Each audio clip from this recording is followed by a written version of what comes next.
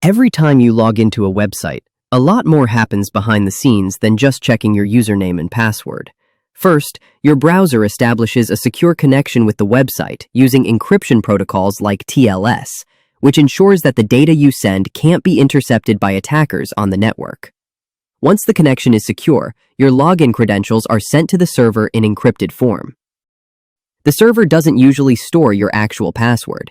Instead, it stores a hashed version of it, which is a scrambled mathematical representation designed to protect the original password, even if the database is compromised.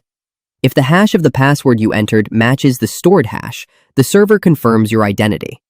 After that, the server generates a session token, or authentication token, that acts like a temporary digital ID card.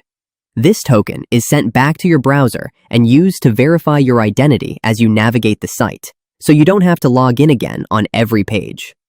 If the website supports multi-factor authentication, it may also require a second verification step, like a one-time password or biometric confirmation.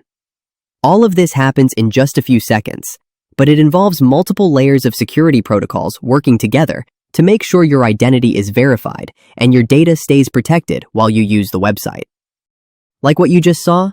Subscribe to Learn with Whiteboard for more tech lessons like this.